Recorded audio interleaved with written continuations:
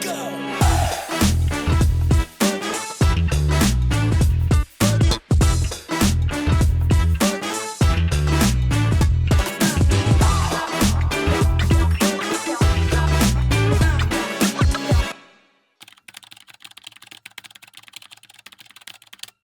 are going to continue because we have a second topic. And the second one is around employee retention. According to Miriam Connaughton, Chief People Officer at Simppler, retention will become a bigger priority in 2024, as anxiety about current and future economic conditions continues to linger and impact talent turnover. There can be many reasons why people want to leave the company they're working for, and I'm sure we all know some of them. For instance, wanting a higher salary, wanting to feel valued, seeking a better management relationship, looking for more recognition, and so on. A recent study by Reward Gateway shows that when it comes to Gen Z workers in the UK, nearly half of them, that is 46%, feel their work goes unrecognized, making them more likely to become dissatisfied with their jobs and eventually leave. It's not a secret that giving employees recognition, for instance, via an employee recognition program, can help companies retain their people. In fact, when larger businesses double their employee recognition efforts, they experience a 9% increase in productivity and a 22% decrease in absenteeism. And yet, isn't it a tad too easy to point the finger towards the organization, the manager, and even HR? Isn't recognition a two-way street, one that starts with each and every one of us saying, thank you for a great job done, or just a heartfelt thank you, a little bit more often to our co-workers, to our managers, and yes, also to our HR team. And this brings us to the second statement of today, employee recognition. It's time for all of us to start saying thank you a lot more and mean it. All right, let me start with you now, Paul. Do you vote yes or no on this statement? I vote yes. Thank you. Tracy? I also vote yes, though I think there'll be some debate in between, but I also vote yes. That's a hard one to say no to. All right, let's hear it from you first, Paul, please. Yep, I think there's been tons of studies that show, and articles, over the past year, especially during the pandemic, that individuals with a gratitude mindset just are healthier, happier individuals, just have a better outlook on life, however you want to look into that. And I think that starts internally. We have to be thankful for whatever it is that's going on, and those things that we can't be thankful for or shouldn't or whatever it is, we figure out how to deal with it and work through that to get to the other side of it. I think it's easier said than done, but I think everything that happens in our life for whatever reason can be a moment of gratitude and thankfulness. There's a phrase called amor fati, which is love your fate. It's incredibly hard to get to that point, but it's every single thing that happens to you, you should be thankful for, because it's teaching you something or bringing you to where you need to be.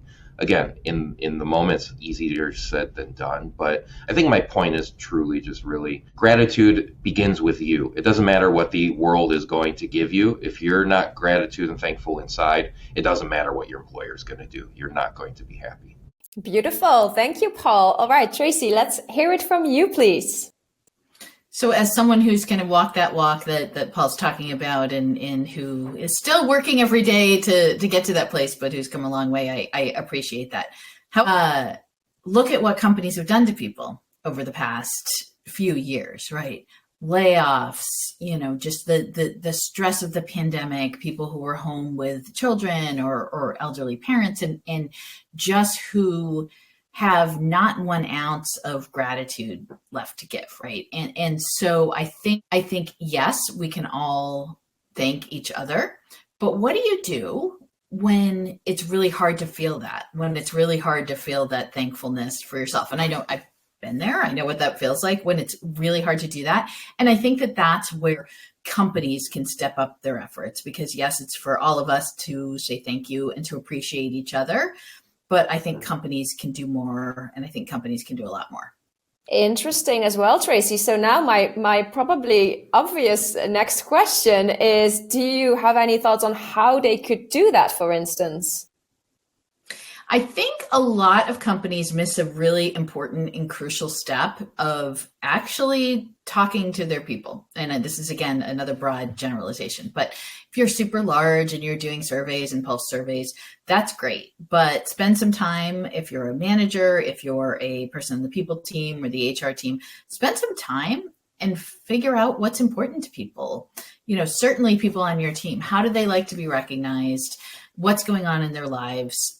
We are not therapists, but we can connect people to resources. And I think as companies, we can really step up our efforts around mental health. We can step out our efforts around training supervisors in order to do things like recognize signs of burnout, or just recognize signs when somebody's unhappy. And usually that shows in performance. And so often as companies, we see somebody who is not performing and we chalk that up to, well, they're just not performing. We don't dig into the reasons why. So this is a really complex issue that we cannot possibly unpack in 10 minutes, but I think that there's a lot more that we can do. Thank you, Tracy. Paul, was there something you wanted to add? No, I think just along those lines, it's like, who's responsible at the end of the day? I think every individual is actually responsible for their own happiness. It's on nobody else.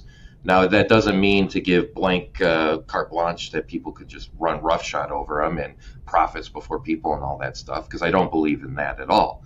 But we can build the infrastructure. We can build the recognition programs. We can have the mental health programs and all those sorts of things. But if nobody is working on themselves or all those things, then none of it's really going to matter. But I think at the end of the day, it's about building a culture that shows and gives the people that pathway to say, look, we're meeting you halfway. You have to come the rest of the way. And that is through their actions, right? It's having that infrastructure, having that recognition programs, mental health programs, all those sorts of things. But then not just doing mass layoffs out of nowhere, and then that gets rid of all of that goodwill that was already built up anyway. Yeah, we're responsible for our own mental health. We all are, right? But as companies, we can create, I call it a culture of caring. So we can create a culture of caring. And I think some companies are really good at that. Some companies are not. And collectively, we've got a long way to go. Yeah, absolutely. I think so too. Thank you for yet another interesting debate.